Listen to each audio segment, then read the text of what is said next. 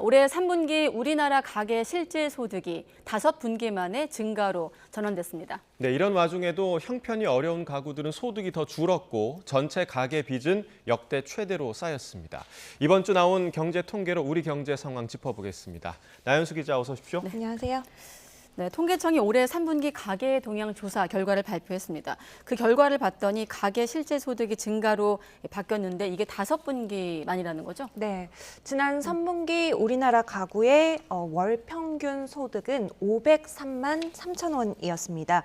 1년 전 같은 기간보다 3.4% 늘었습니다. 여기에 3분기 소비자 물가 상승률을 반영한 가계 실질 소득도 0.2% 증가했습니다. 실질 소득은 지난해 2분기에 7% 가까이 증가한 이후에 몇 해 감소세를 이어왔는데 5분기 만에 증가로 돌아섰습니다. 네. 자, 월 평균 소득이 늘었고 또 물가 상승률 반영에도 증가분이 남는다. 이건 좀 좋은 거 아닌가요? 네, 근데 전혀 공감이 안 되는 분들도 계실 겁니다. 이 5개 소득분위 가운데 1분위, 그러니까 이 소득 하위 20%에 속하는 가구를 뜻하는데요.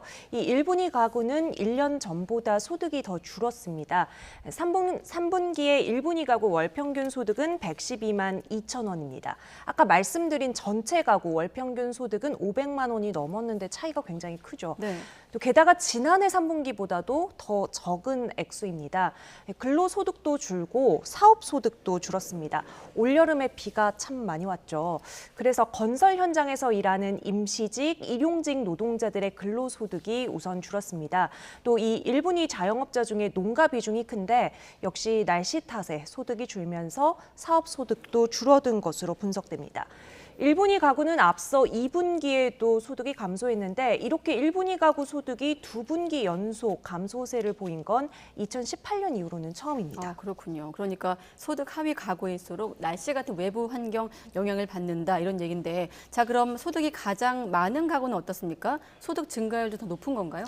소득 상위 20% 이제 5분위 가구라고 볼 수 있는데요. 이곳의 월 평균 소득은 1,084만 3천 원이었습니다. 그러니까 상위 20%와 하위 20%의 평균 소득이 한 달에 970만 원 이상, 1,000만 원 가까이 차이가 나죠.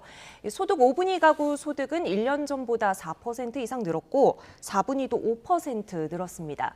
3분위와 2분위 소득 증가율은 각각 2.3%, 0.3%였습니다. 그러니까 고소득층인 4, 5분위 가구에서는 증가율이 높고 아래로 갈수록 낮아지다가 1분위 가구에서는 아예 소득이 더 줄어든 것이죠. 이렇다 보니 소비 지출 행태도 달랐습니다. 이 3분기에 가구당 월 평균 지출은 387만 원 정도였고 생활에 필요한 재화나 서비스 구입에 들어간 비용, 소비 지출이라고 부르는데요. 이 비용이 280만 8천 원으로 1년 전보다 4% 가까이 늘었습니다. 그런데 1분위 가구의 소비 지출은 123만 7천 원으로 0.7% 감소했고요. 반면에 5분위 가구 소비 지출은 492만 2천 원으로 6.5% 뛰었습니다. 1분위 가구는 식비에 주로 돈을 쓰고 세간살이를 산다든지 교육비, 통신비, 교통비까지 씀씀이를 줄였는데 5분위 가구는 오락과 문화에 지출하는 돈을 30% 가까이 늘렸고 또 소비 지출 비중으로 봐도 음식과 숙박에 가장 많은 돈을 썼습니다. 네, 자 1분위 가구가 소비 지출을 줄였다. 그럼에도 불구하고 월 평균 소득보다 지출액이 지금 더 큰 상황이네요. 네, 1분위 가구는 매달 평균 33만 원 정도 적자 살림을 했습니다. 네, 자 그리고 5분위 가구가 음식 또 숙박에 돈을 많이 썼다라는 거는 여행을 많이 다녔다 이런 뜻인가요? 네, 구체적으로 보면 이 단체 여행비가 150% 이상 늘었습니다.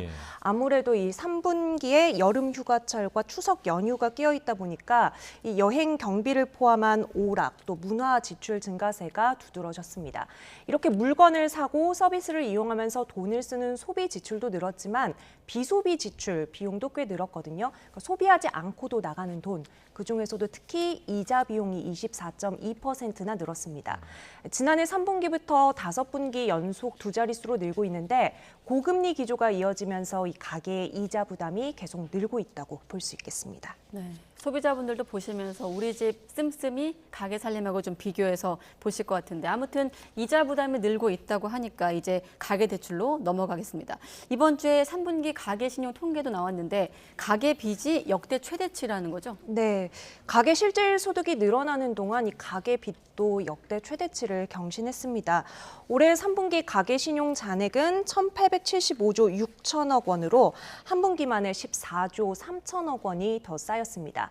지난해 3분기 잔액이 1,871조 1천억 원으로 역대 최대였는데 네. 1년 만에 최고액을 경신한 거고요. 가장 큰 요인은 역시 주택담보대출입니다. 이 잔액 기준으로는 1,049조 1천억 원으로 한 분기 전 역대 최대 기록을 또 갈아치운 겁니다. 올해 분기별 주담대 잔액 추이를 보면 그냥 늘기만 하는 게 아니라 증가폭도 갈수록 커지는 걸 볼 수가 있죠.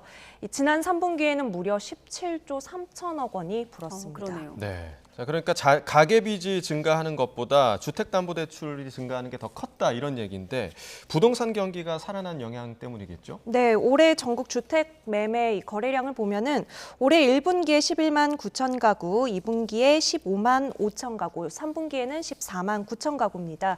3분기에 소폭 줄긴 했지만 지난해 하반기나 연초와 비교하면 여전히 활발한 편이고요.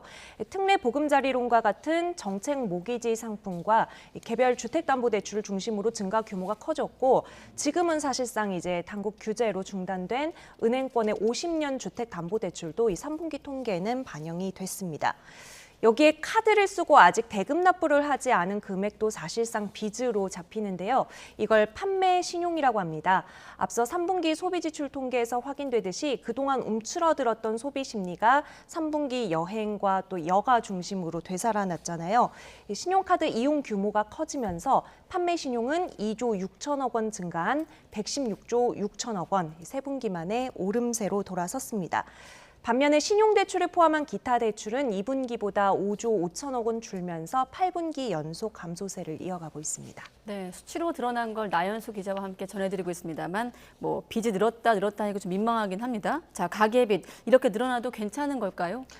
일단 이 가계 신용이 분기별로 뭐 평균 30조 원씩 늘었던 때도 있습니다. 2020년에서 2021년 때 그랬고요. 네. 또 평균 20조 원씩 늘어났던 때와 비교하면은 지난 3분기 증가 규모가 아주 높은 편은 아니라는 게 한국은행 분석입니다.